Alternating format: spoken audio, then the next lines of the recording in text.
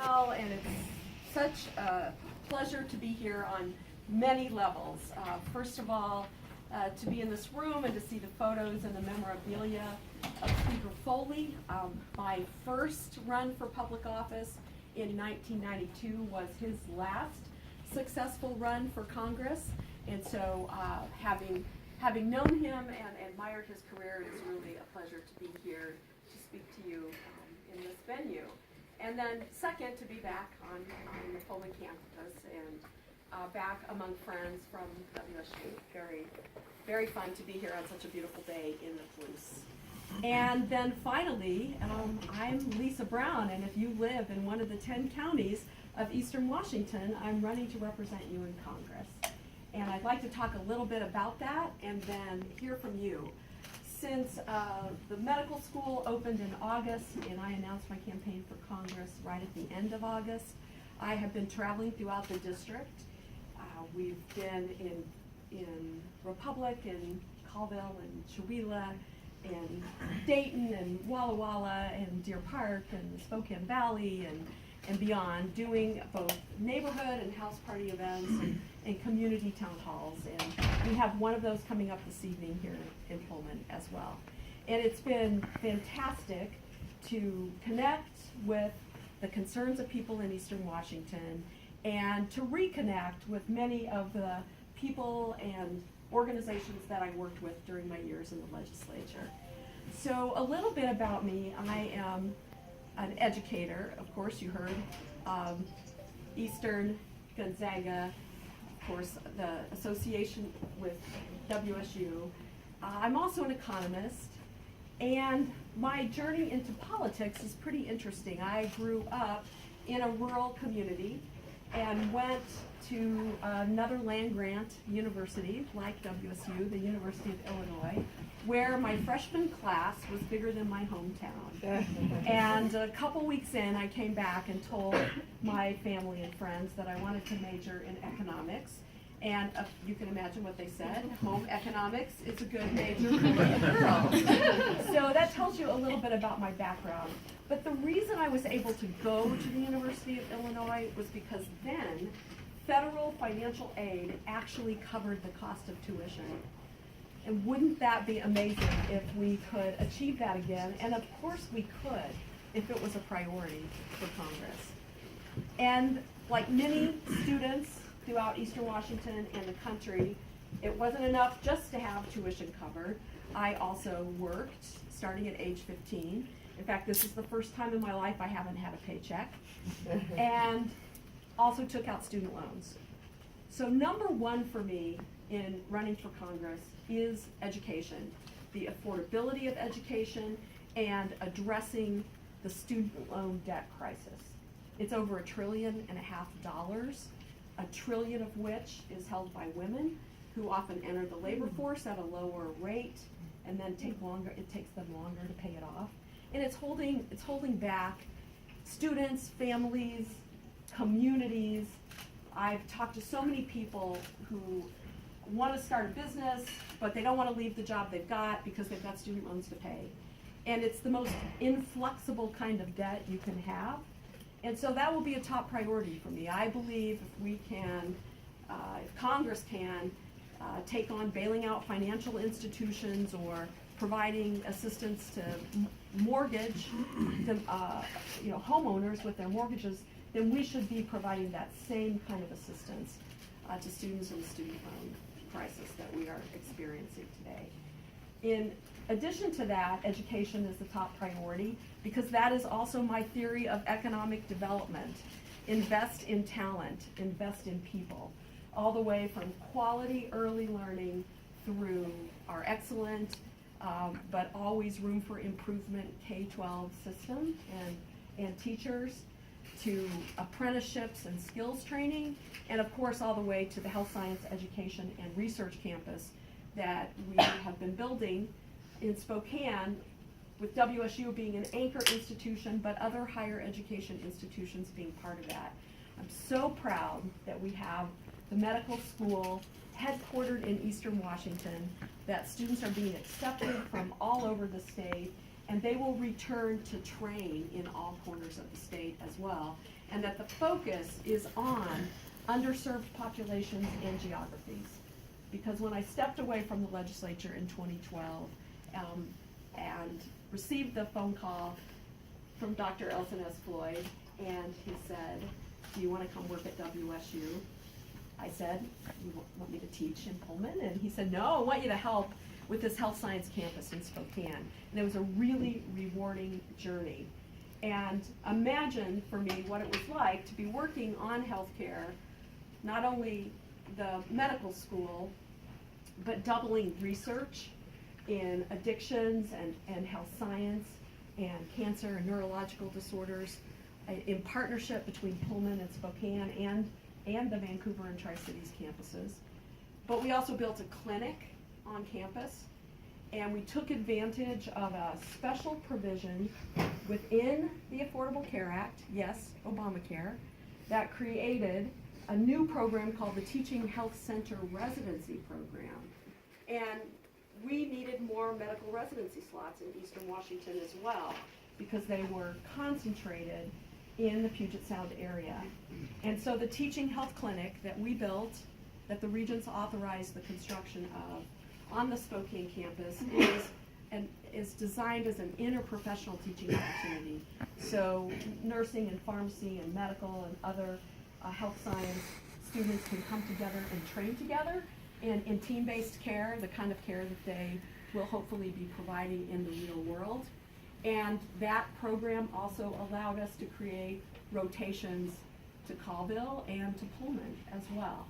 So imagine for me, working on these issues, talking to people about the healthcare needs and the healthcare workforce needs, and the amazing potential we have with health science research being a generator of economic activity throughout Eastern Washington and the state, to see what was happening in Congress, and with respect to our own representative there, who was voting again and again to the point that it was practically absurd over 50 times to repeal the ACA, but that other piece, the and replace, this never seemed to happen, and it still hasn't happened. And so, in fact, when there was the vote in the House on an alternative, I was very disappointed to see that it really wasn't in the best interest of Eastern Washington or our country. It would reintroduce the concept of pre-existing conditions as a limitation on care. It would allow for this premium tax or age tax, with older generations being charged multiples of younger generations. It was opposed by healthcare providers, rural hospitals, urban hospitals, disability community, and the business community. And that's the moment when I knew that I wanted to take the step and run for Congress, because I believe that we deserve in Eastern Washington representation that is really in touch with the concerns and priorities of our community, our students, our families, our seniors, our veterans, our farmers, our business people, Main Street, not necessarily Wall Street, and that having worked at the state level for 20 years, I knew that it's not easy, but there are ways to create common ground. And I think you know there's this bitterly partisan and divided narrative going on in our country that really emphasizes our differences. Urban versus rural, the east side of the state versus the west side of the state, liberal versus conservative. And my experience in the legislature is that people can have honestly different ideological perspectives and priorities and principles and positions on things, but they can find common ground and make things happen as well. And I'll give you just a couple of examples of that. In 1993, my first year in the legislature, I'm just going to say, they called 1992 the year of the woman. That was when Patty Murray was elected to the U.S. Senate. And there was another kind of Me Too movement happening then, because Anita Hill referenced sexual harassment in her work in the confirmation of a Supreme Court justice, and it caused a wave of interest in women running for office. And people actually, because there were so few women in elected office before that, actually confused me and Patty Murray, and I will admit we're about the same height, and we're both moms, and I did wear tennis shoes and still do, but I was running at the state level and she was running for the US Senate.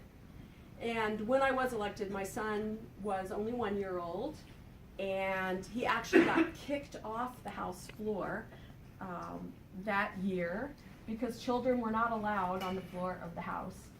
And I'd like to think that we've come all the way we need to go in our country in terms of balancing work and family responsibilities for working parents, particularly for single parents, but we haven't necessarily reduced all those barriers yet. Nevertheless, that little mini scandal, there were headlines that said "Leave Lucas alone," gave me the opportunity to have a platform to talk about working families, to talk about quality child care, to talk about things that I could work with others on. And just to tie the loop on that, Lucas is in his 20s now, and he's playing music at local venues, and he's just fine. His stint on the House floor didn't harm him too much. So here's what I learned, though. I took a vote in 1993 on something that was very controversial. And people said to me, "Are you sure you want to vote that way? I mean, after all, you're from Eastern Washington." I voted that discrimination should not occur on the basis of sexual orientation. And I voted that way because it was an issue of conscience for me, and I respect that elected officials need to vote at the very core their conscience and their principles. And it passed in the House of Representatives, overwhelmingly as it turned out. However, it did not come up for a vote in the state Senate. And it, year after year, passed in the House, but not even brought forward for a vote in the state Senate. Does this sound familiar with some of the dynamics that happened in the U.S. Congress as well? And in fact, it did not come up for a vote in the state Senate for over 10 years until I was the Senate Majority Leader, and I said I'm bringing it forward for a vote. Because I thought the people of Washington State deserved to know one side or the other, for or against, where their senator stood on the issue. And so we brought it forward, and it lost by 1 vote. So this is my most significant message to you today. Every vote matters. Every vote matters. I've seen so many cases where one person's voice made a difference in a debate, where one person's point of view caused people to think about things differently than they had before. And so I am encouraging you all, register to vote and turn out to vote in the primary, in the general, in special elections, school levies, fire levies, etc. It really is the way that you can help shape your community. So I learned another lesson that year, because during the summer, after that loss of that piece of potential legislation, a counterpart of mine in the state Senate, who happened to have gone to school in this district as well, at Whitman, stood up and announced that he was in fact resigning from his leadership role in his caucus, and he was changing his vote on that bill. And so the next year we brought it forward, and it passed by 1 vote. And that was an important lesson, that you should not burn bridges with people you disagree with. Should keep a dialogue going, because most of the significant things I worked on were truly not partisan issues in the end. And even if they started out more partisan over time, if they're proven things, like the Children's Health Program started out completely partisan in the beginning. When we first voted for the Children's Health Program, it was a partisan vote. I voted for it. My opponent, who was in the state house at the time, voted against it. But over time, we came to see the significance of covering more kids. and that it was a positive thing for the community. It helped stabilize healthcare providers as well, and it ultimately was something that Democrats and Republicans voted for in the state Senate. And so those lessons, every vote matters, don't burn bridges, work with people on all sides when you can, and agree to respectfully and civilly disagree when you can't, come to common ground are really what motivates me. So I will work for affordability of education and more investments in education. I will work for affordability in healthcare. What I'm hearing from Deer Park to Dayton is that the cost of prescription drugs is it's out of control. A woman in Deer Park said that the insulin for her diabetes costs her 10 times as much here as it would cost north of the border. Why is Congress not taking on the cost of prescription drugs? I will ask that as sort of a rhetorical question to you. And I think the priorities get skewed by the influence of money in politics, which has turned from a river to a flood with the Citizens United Supreme Court decision. And so I pledge that I would also support legislation to overturn Citizens United and to reduce the influence of money in politics, and particularly dark money that's not disclosed. Because if you can see where it's coming from and who's supporting who, you can draw your own conclusions. But if you can't even see it, then there's a problem. And speaking of dark money, Paul Ryan's Super PAC, which is a dark money PAC, is opened up a field office in Spokane. So this race is going to be very competitive, and the negative ads have already started. And I am hopeful and optimistic that people will reject that type of politics, and that grassroots volunteer efforts and moving an agenda forward based on what people care about and voting for people that you think truly represent your interests will win the day and will win the election in November. And speaking of that, I'm very inspired by students here, students in high schools, standing up to speak out about what matters to them, improving safety in schools, in schools and concert venues and movie theaters, and reducing gun violence in the United States of America, because I believe we can do that. And that they can help us lead the way. And in fact, if you look at the theories of how things have happened in the past and the actuality of our history, that's what has changed things. I'm copying Cory Booker here, but it wasn't because Strom Thurmond said, I think we need civil rights for African Americans, that we got the Civil Rights Bill passed. It was because people stood up, and they marched, and they sat in at lunch counters, and they refused to sit at the back of the bus, and they organized together. People of faith, people at universities helped lead the way, and then you need responsive elected officials who will grab the enthusiasm and the energy and the motivation and the energy that has transformed people's views on things, and then turn it into laws and budgets that actually represent their interests.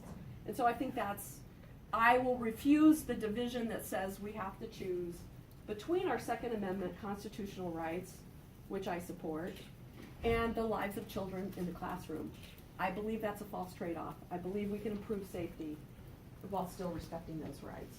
And so you'll probably hear, when you start asking me questions, you'll probably hear this again and again, that for me it's not about just what I think, because oftentimes politics today is sort of presented as, well, two different narratives. One narrative, it's kind of like a sports event, so it's a little bit like who's the underdog, and there's a lot of focus on the process and not as much on what's ultimately at stake. There was a headline in the Spokesman the other day, lawmakers quibble about budget, and I took offense at that because I thought what they were debating was pretty significant. It was women's reproductive health. It was what we're going to do about dreamers and border security. It was pretty important issues. I didn't think it should be represented as a quibble. But so sometimes politics gets trivialized a little bit, I think, beyond the significance of what's going on because it's covered more as a sporting event. The other thing that happens is it's a little bit sort of Tweedledum and Tweedledee. And I have to admit, as I started off on the activist side of politics, and that's kind of how I saw both political parties, and I preferred to get involved in the things that I really cared about. So I worked on the first Women Take Back the Night march against domestic violence in Spokane because I felt like I needed to just put my voice directly out there, and I didn't necessarily trust that the political parties would respond.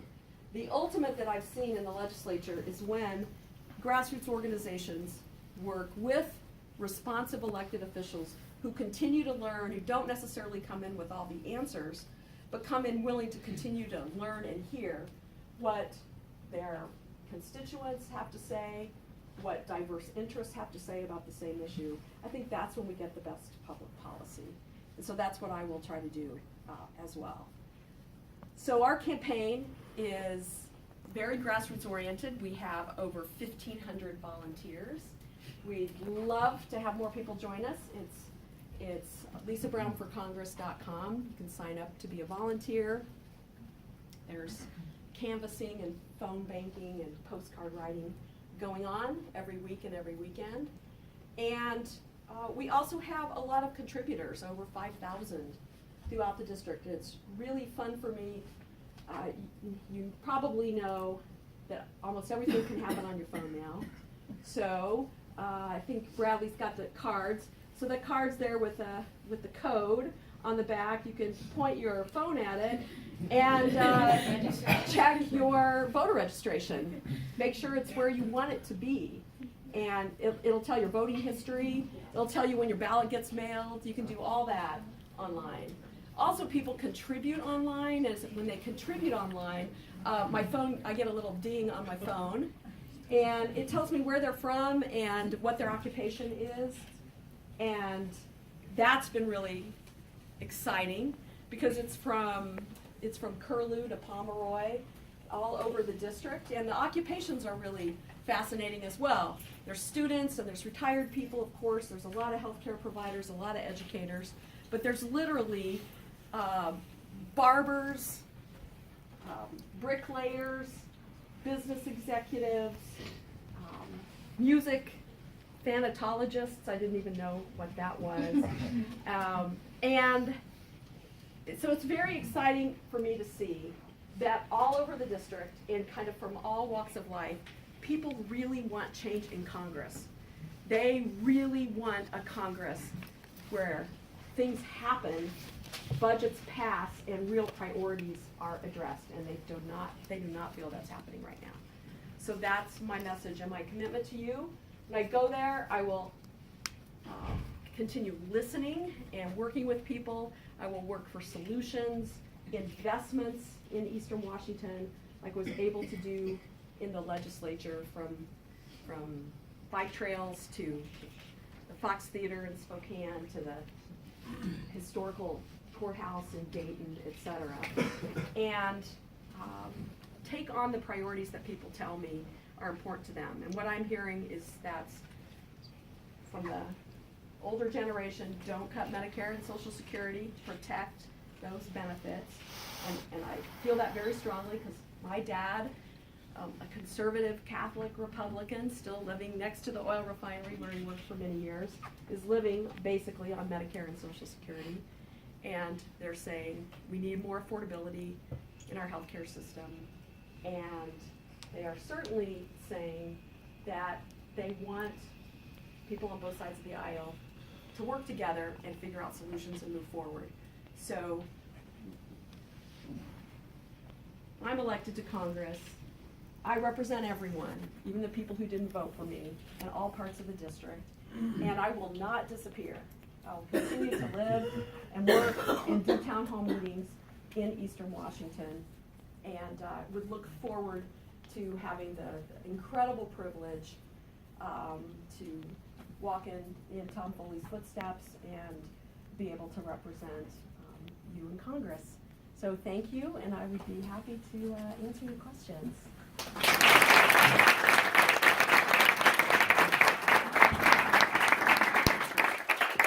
We have about a half an hour or so for you and maybe I'll start you off. Sure. And if you want to call on people too, just to make it. I'll let you know. All right. Okay. Limited your remarks. They're actually quite important in terms of creating bipartisanship in Congress. Do you have a position on whether we should restore your remarks? I do, and I will also tell you a thanatologist is someone who uses music as people are going through their death and dying process for them and their families.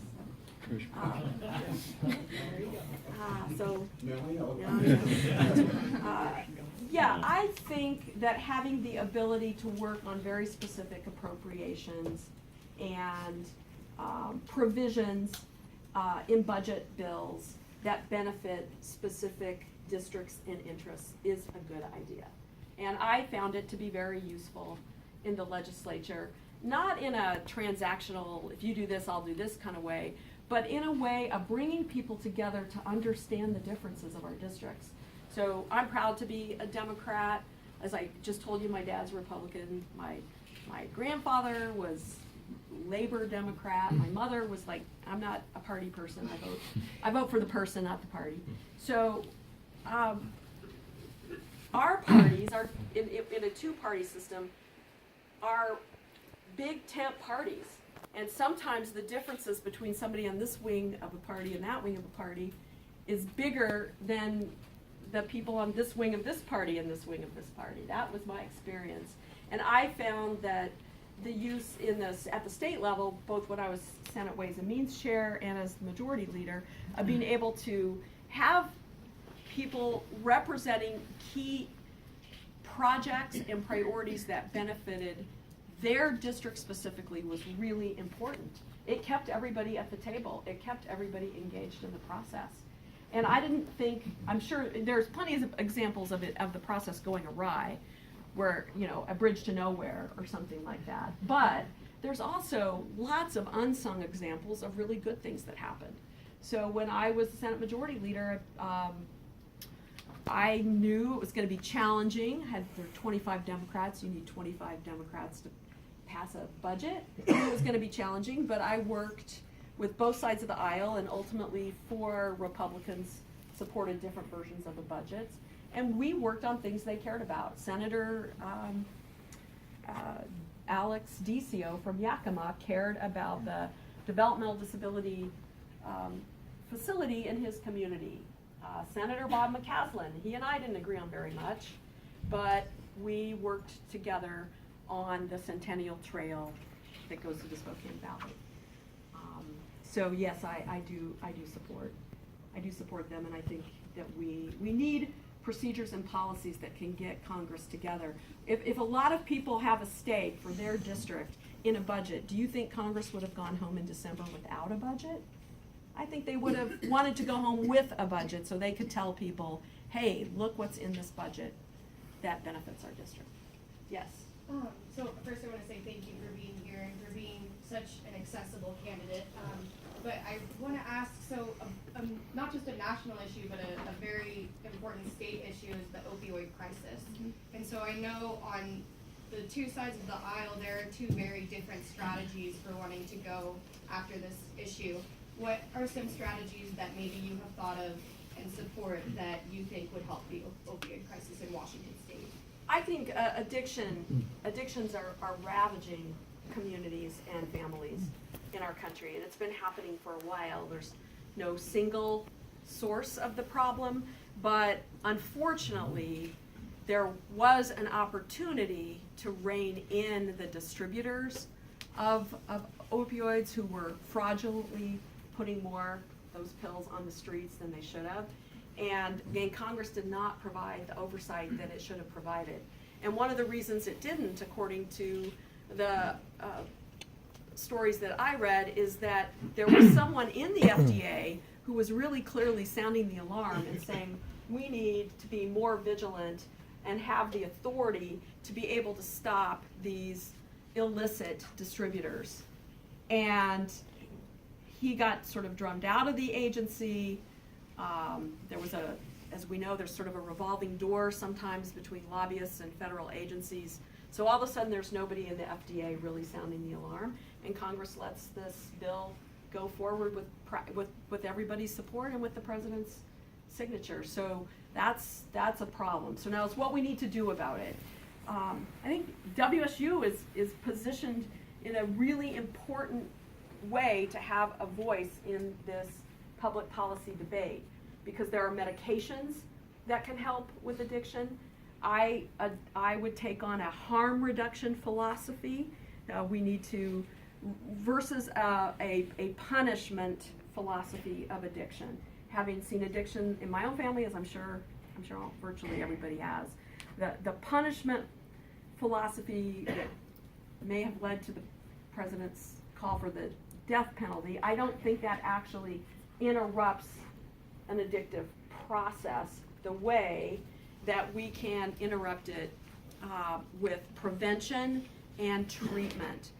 For one thing, I would work in Congress for an on-demand addiction treatment facility in every county.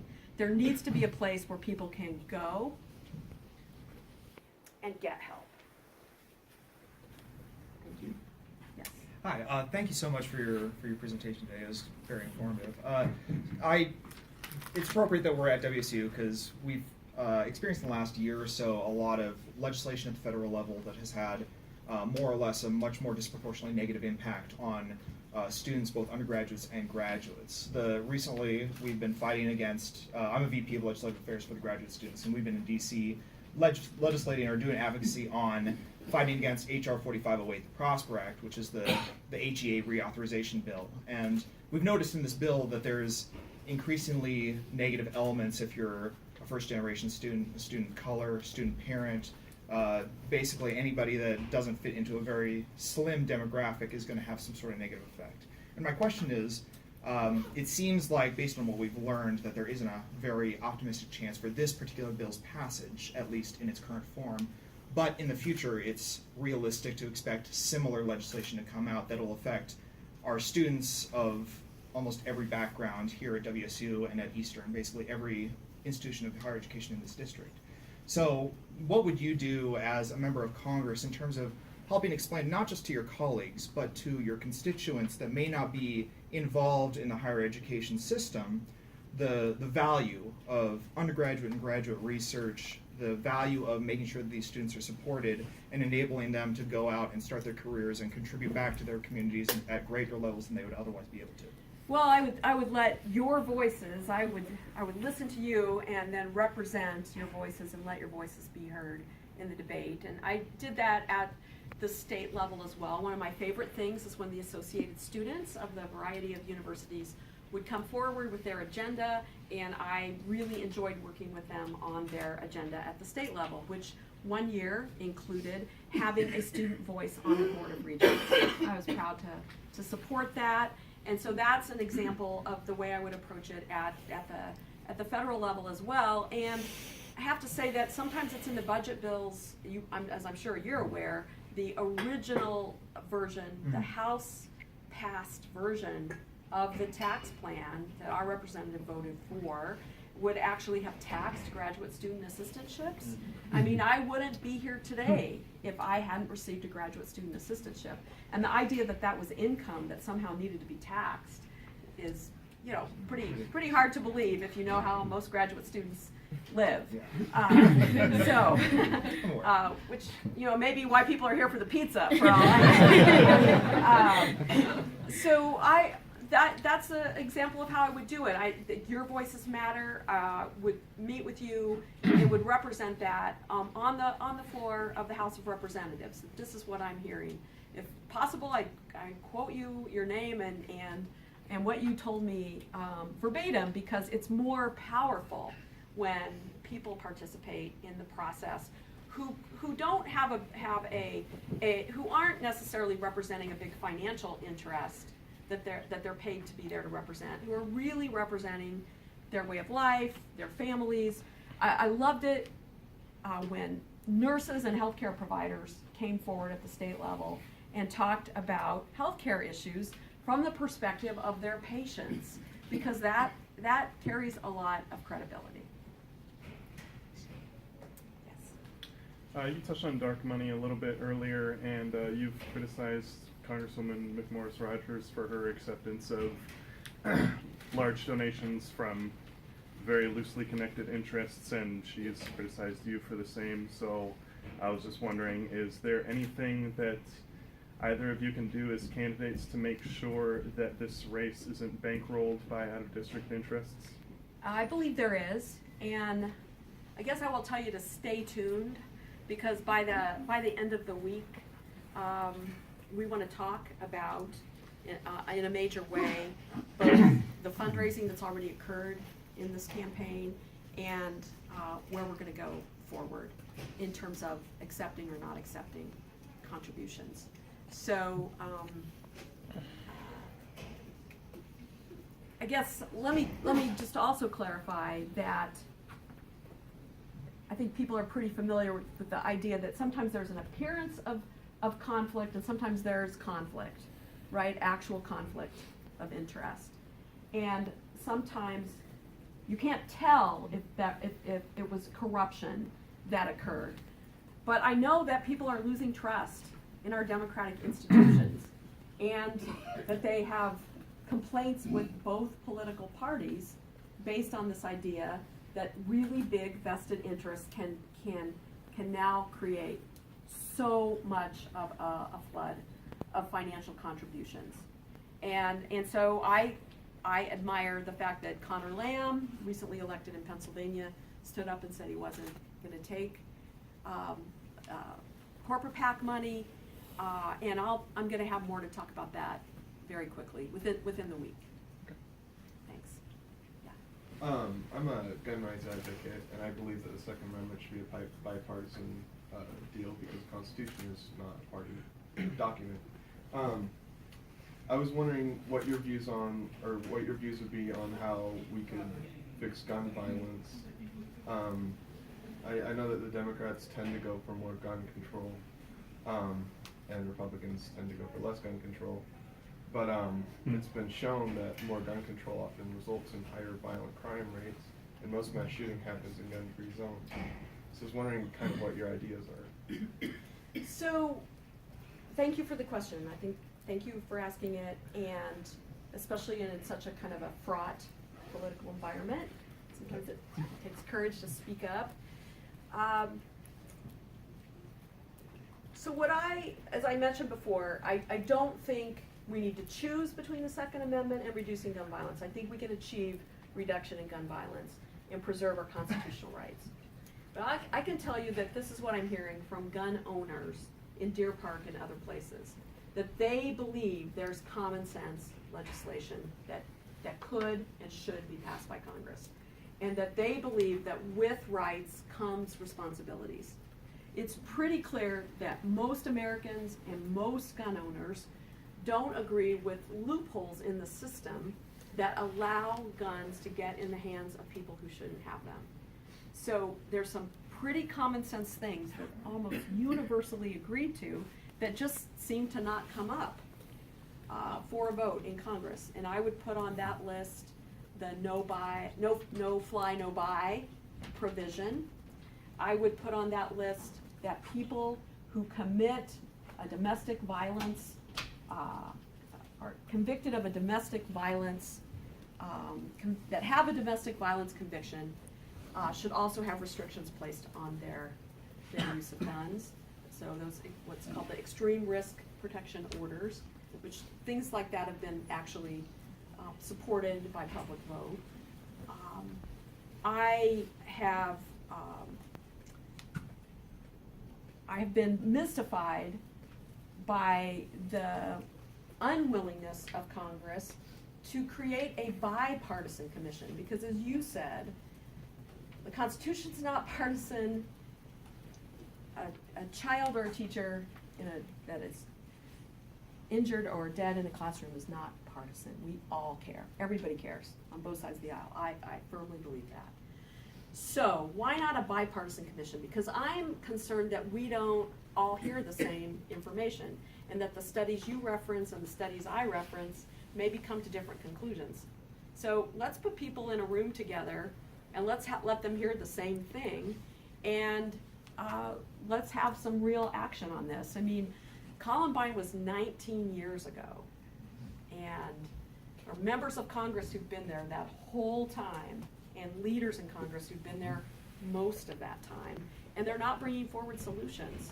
And again, I think it ties back into this suspicion that vested interests get pretty powerful and prevent things from moving forward.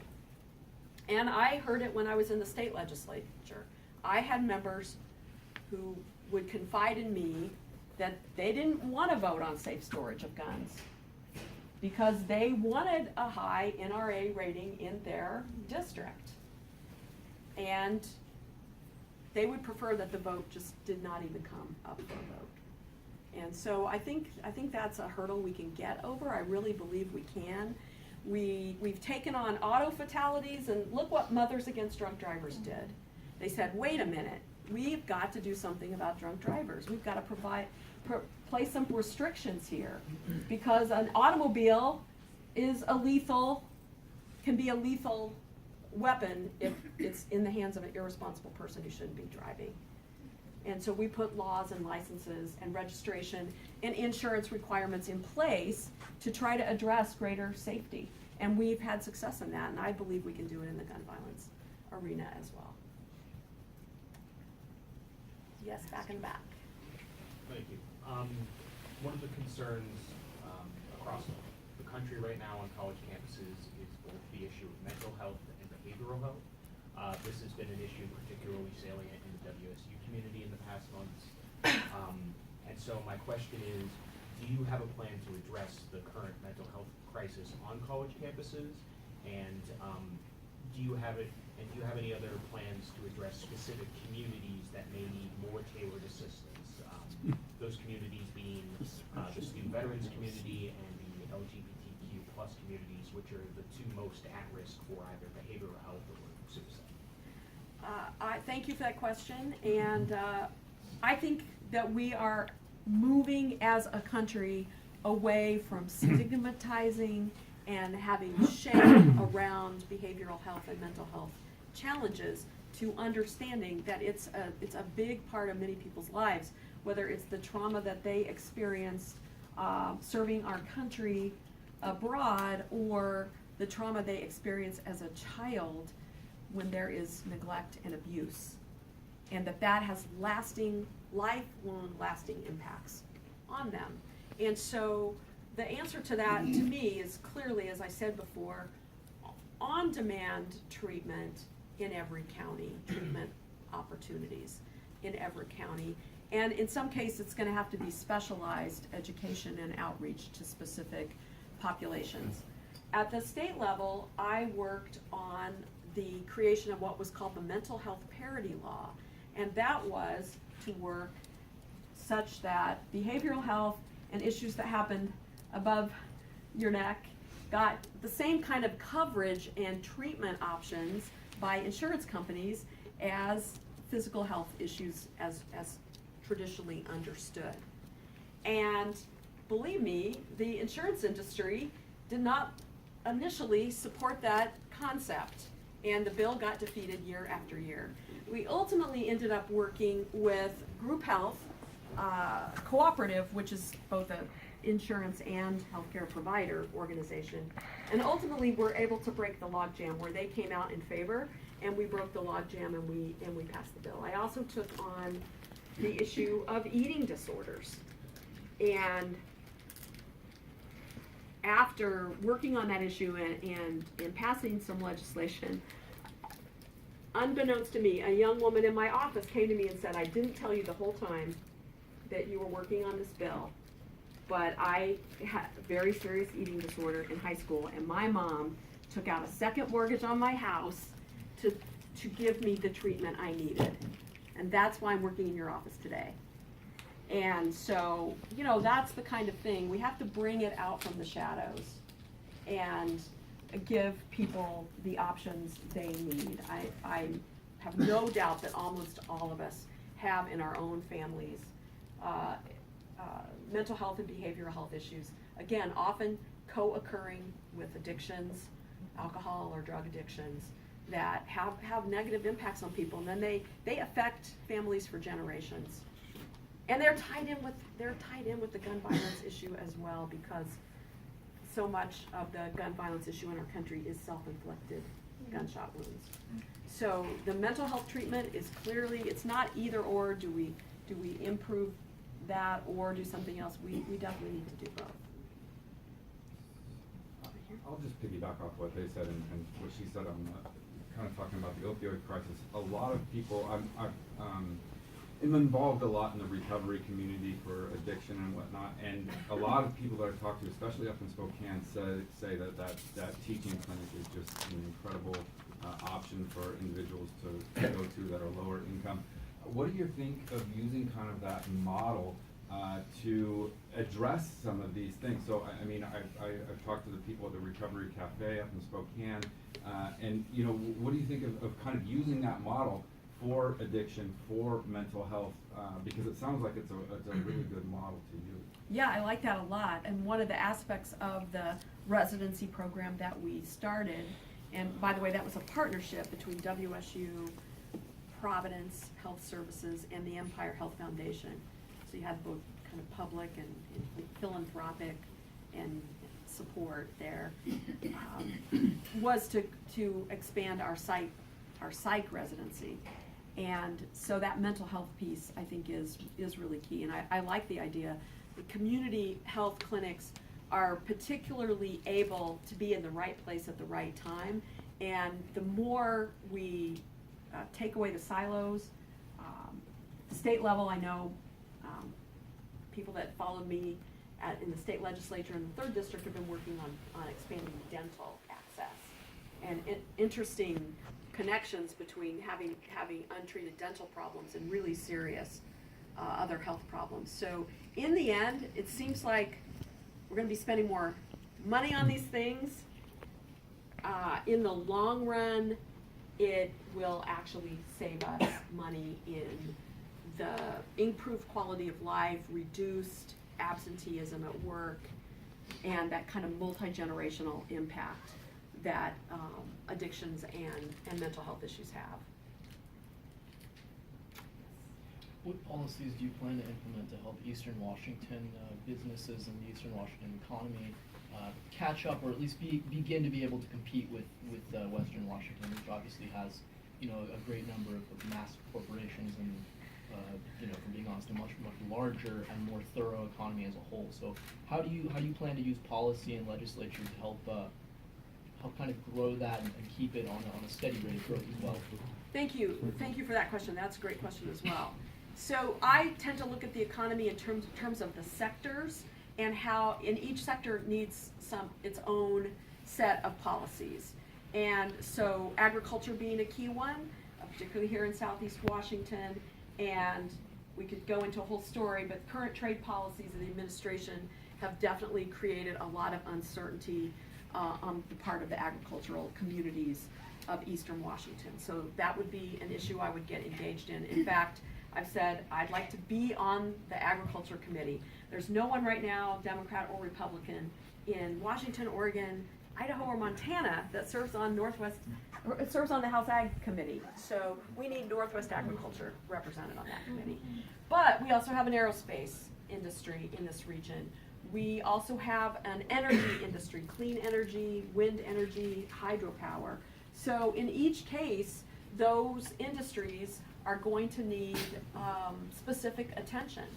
And when I say that I'm skeptical and share the skepticism of many Americans about the influence of corporate money coming into politics, that doesn't mean that I don't want to hear what employers, major employers, and what they think or what their opinion is about what's in the best interest of their industry, of their company, of their employees. So I want to hear from Schweitzer Engineering Lab what they think about our policies with Mexico. I want to hear from Avista about what they think.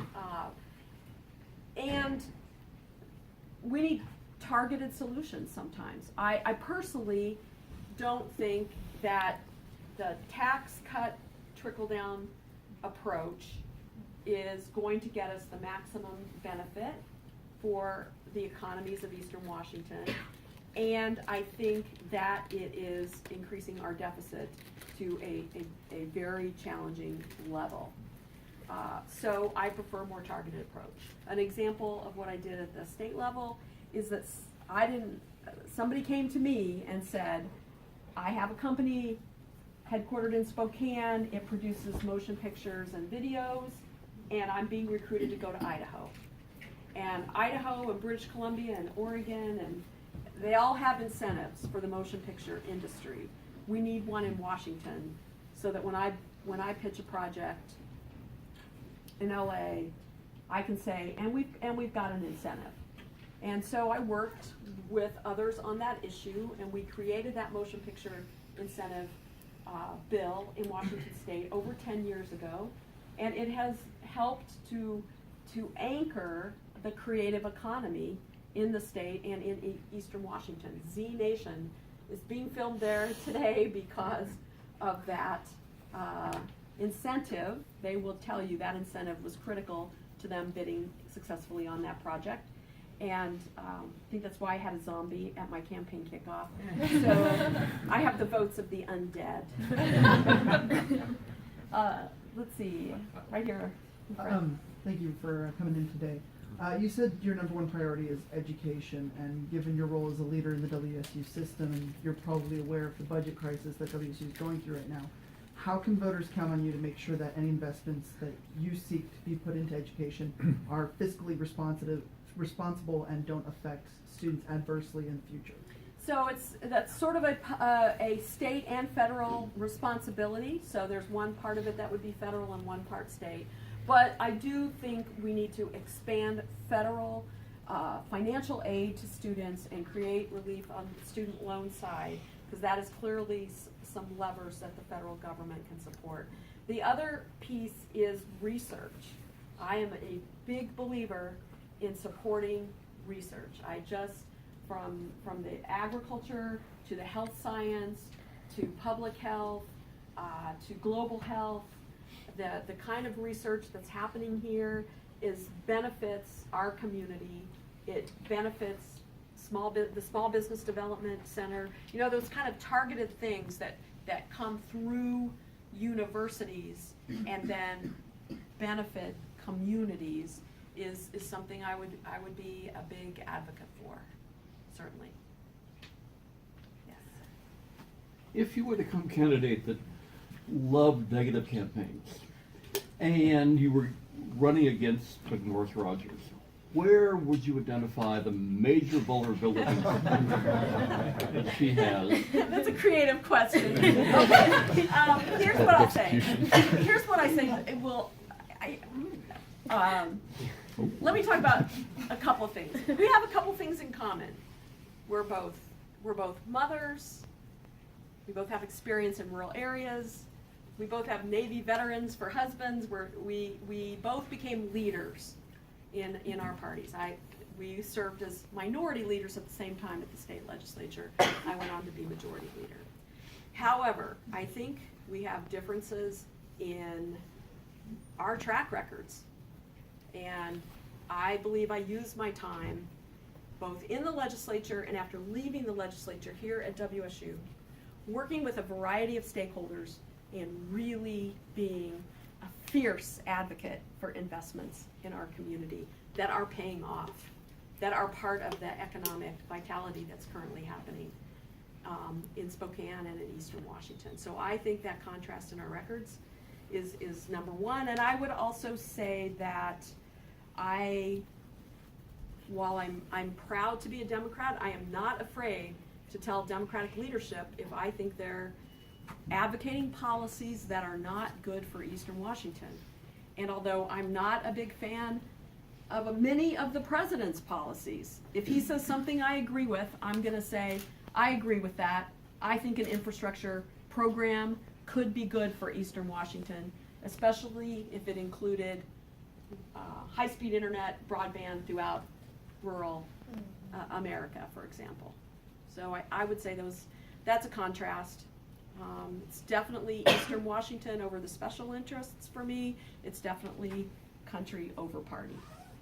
So Lisa, we have time for one more question. Okay, I see one more hand. Is there anywhere in the federal budget where you would want to cut spending? Yes, I would. I would. I think, and that is a great question. And that, as an economist, that often was part of my, one of the hardest things I did at the state level, because at the state level we pass balanced operating budgets, and we had limitations on our capital budget, which was our bond finance debt budget. And so that meant things had to get cut. It was painful choosing between education, higher education, and healthcare, but decisions had to be made, and they have to be made at the federal level as well. So specifically, I would be guided by audit information as to where spending is not giving us the benefit. So just because a program's been around for 20 years doesn't mean it's getting the same kind of results that it got 20 years ago. So I would definitely be willing to be guided by what is evidence-based versus what is, frankly, a pet project of someone. Secondly, I think there are things that can be done on the revenue side as well. The carried interest loophole is something that should be closed, and that would bring in tens of millions of dollars of revenue. And I believe that when we compare formulas, one of the things I found at the state level is sometimes formulas get put into place as to how you reimburse for health care or child care, and those formulas are based on sometimes people influencing them so that certain areas of the country end up a lot better off than other areas of the country. Now, one person in Congress can't take on, the whole East Coast or something like that. But I will look for collaborations with other legislators who share my concerns, and I think we do need more responsible federal budgeting. So thank you for that question. Okay, so I'm afraid our time is up. Before I ask you and joining me in thanking our guest, let me just tell you we're also working with Kathy McMorris-Rogers' office, who will do a candidates forum sometime this semester, we hope. Let me also remind you about Howard Gilman's lecture tonight at 5 p.m. in the Cub on free speech and inclusion on campus. And now, join me in thanking Lisa Brown for really